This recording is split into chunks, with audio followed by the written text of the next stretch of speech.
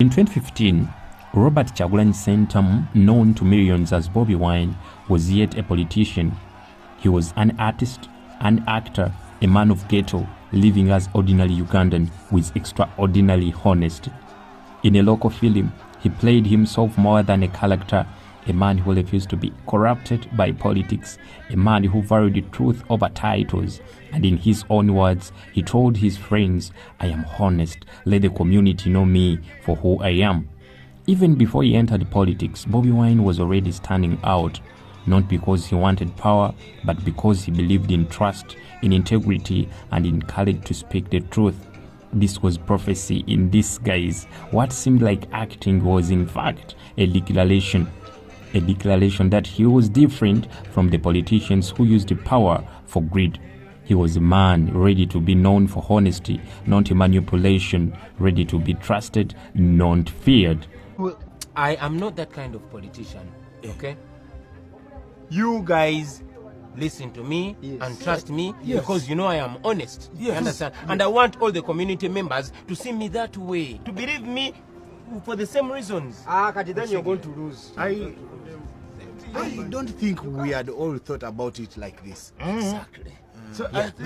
So now that you have it, it's your responsibility now to help me make other community members to understand me the way you understand me. And just like the journey began, from the stages of music, from the scenes of cinema, from the heart of the ghetto, rose a leader who one day challenged one of the world's long-serving dictators.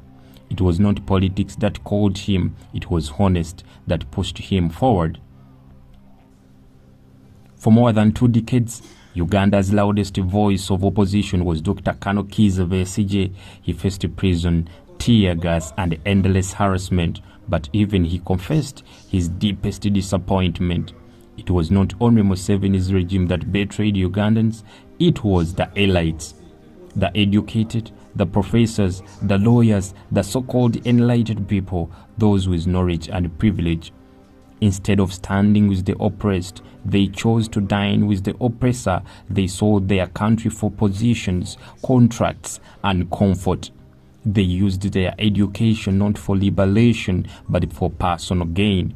And today, those same elites are the loudest in dissing and dismissing Bobi Wine. The whisper, he is unfit, he is unexperienced, he is not one of us.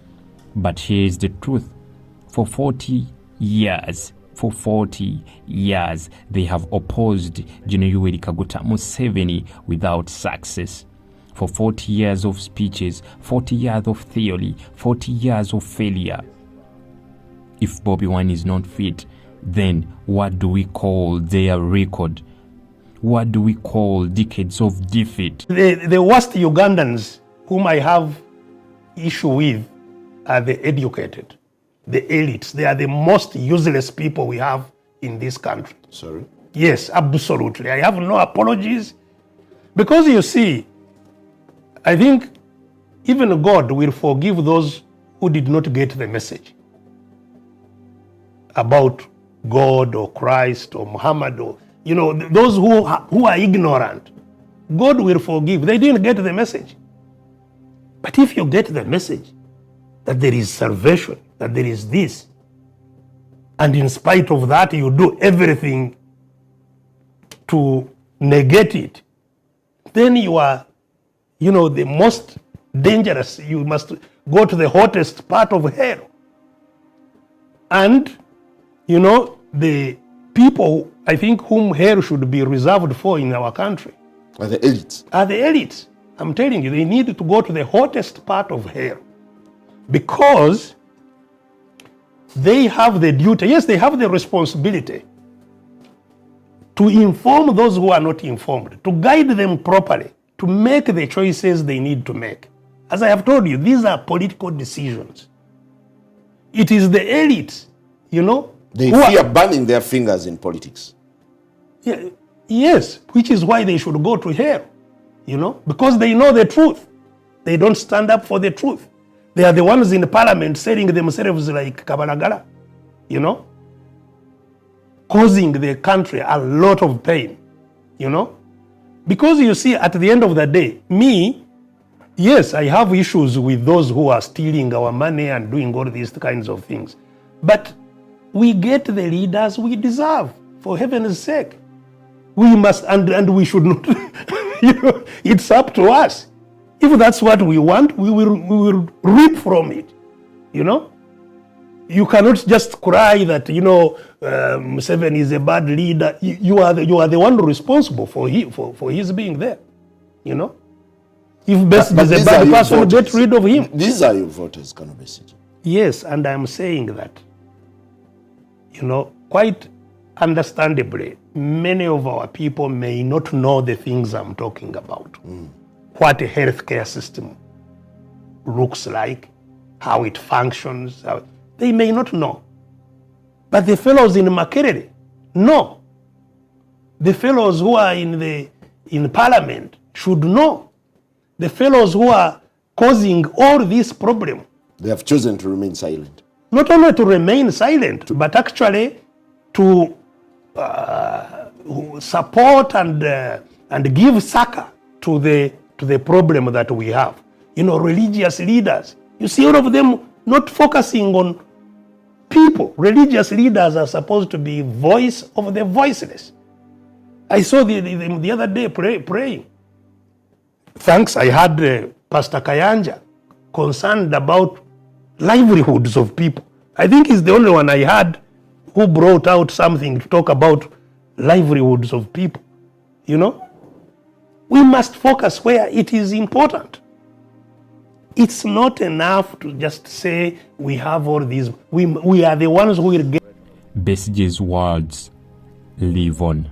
The betrayal of Uganda has always been by the elite, and Bobi Wine, the man they reject, is everything they fear.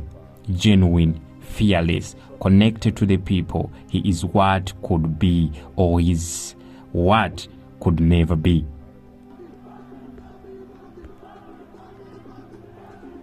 Sometimes truth comes not from the opposition, but from the every heart of the system.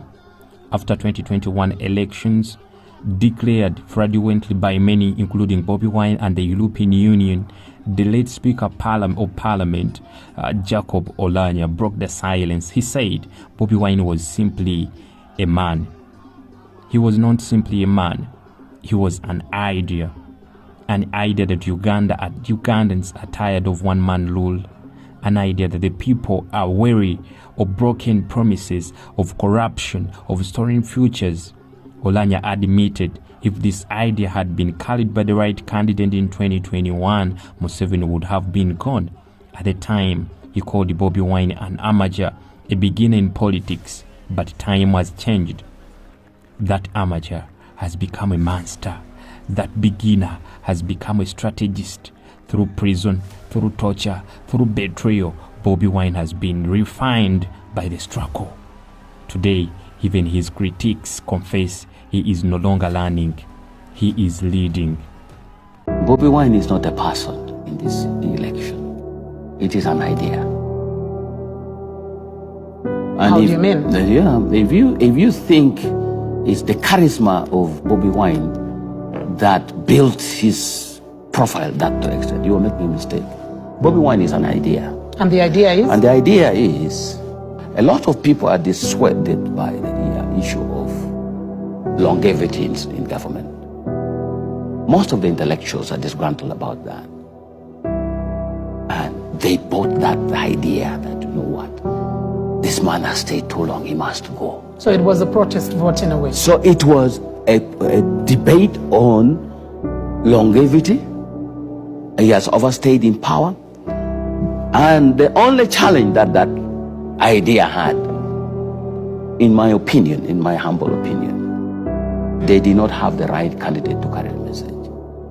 Why do you think so? Who would be the right candidate in your view? If you had, Basis. let me give an example. If you had a very charismatic person, I'll not use a case in Uganda. If you had a Ruto of Kenya, if you had a Ruto carrying this message, President Museveni would have had a hard time.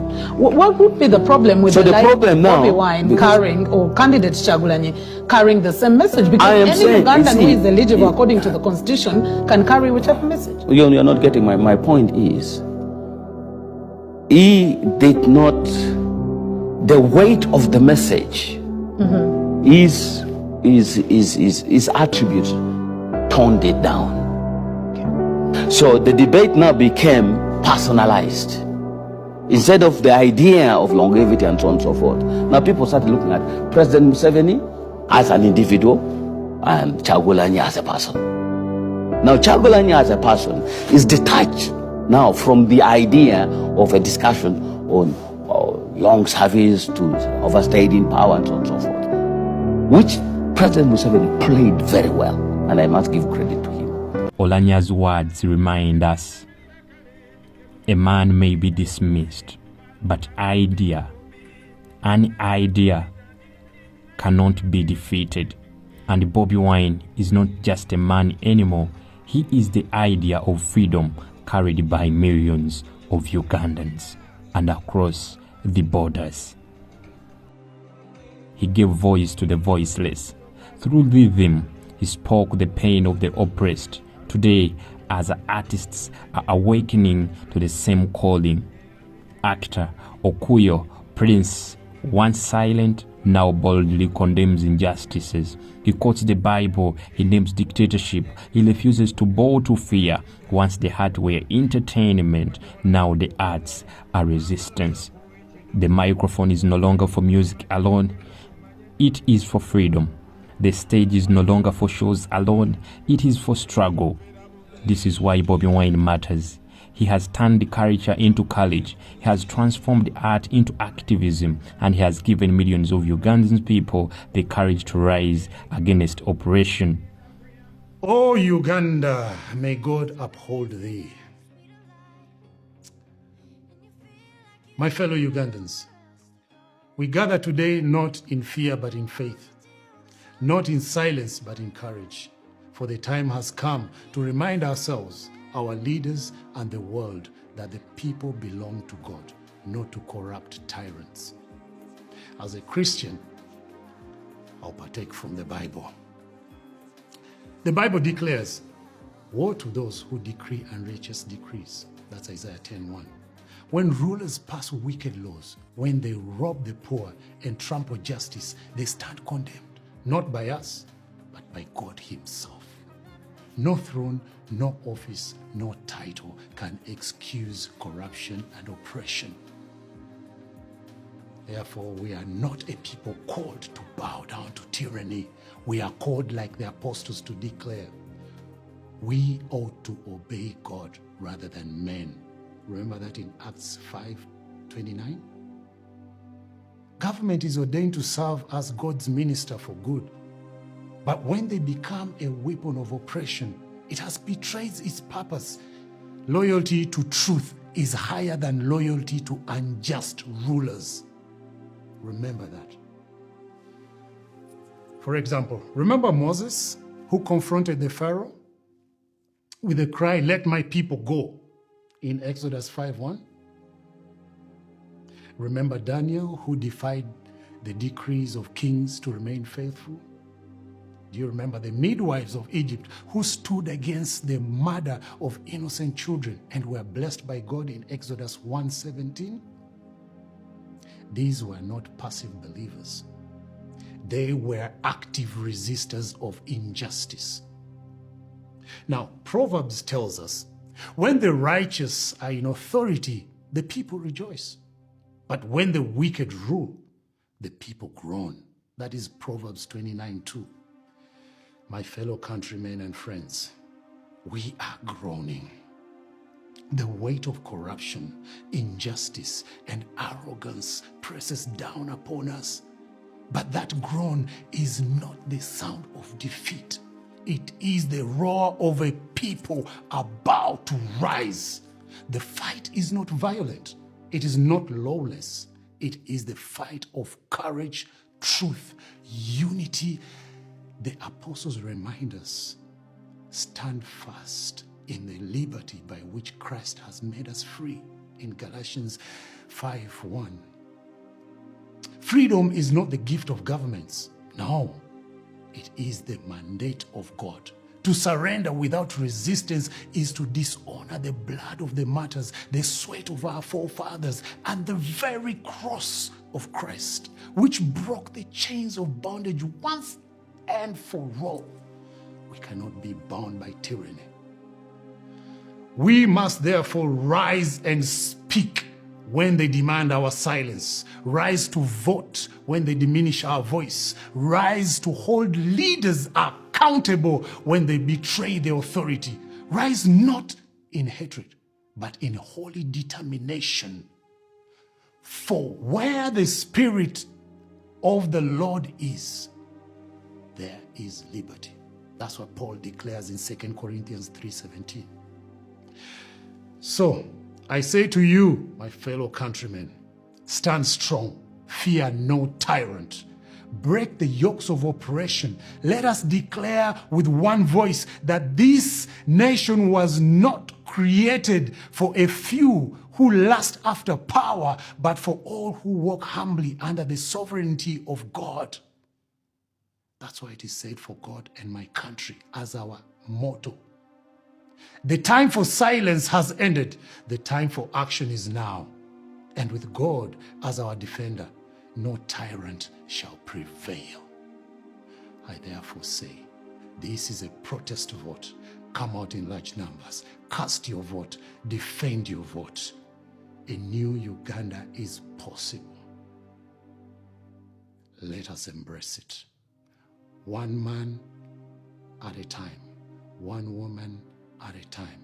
United we stand, and we can redeem Uganda, bring it back to God, as our motto says, for God and my country. Thank you.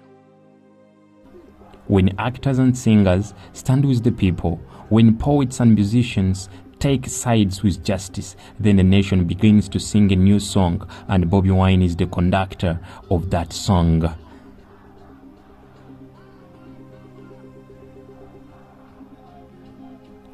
Uganda's story is not written by elites in their offices.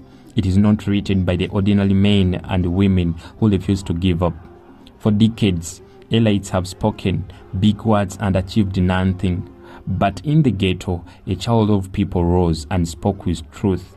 Bobi Wine was never meant to be a politician. He became one because his people demanded it, because truth required it. And as Jacob Oulanyah once said, Bobi Wine is not just a person, he is an idea.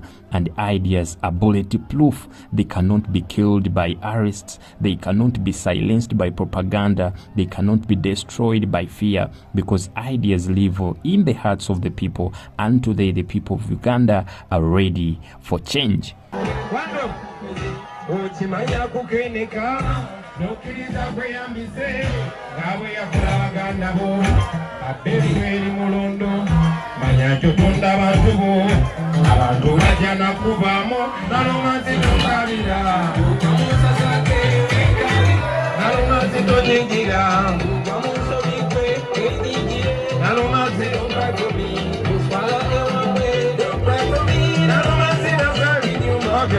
Wonderful.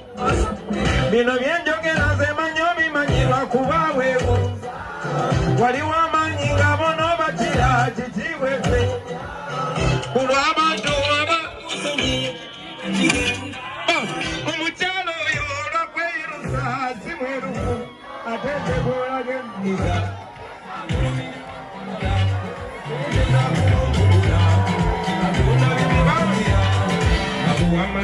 Alinga gamba nawe olulunkana olinga kalodi.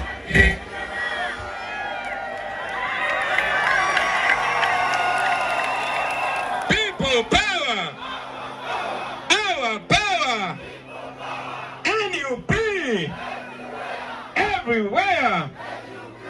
People power, our power.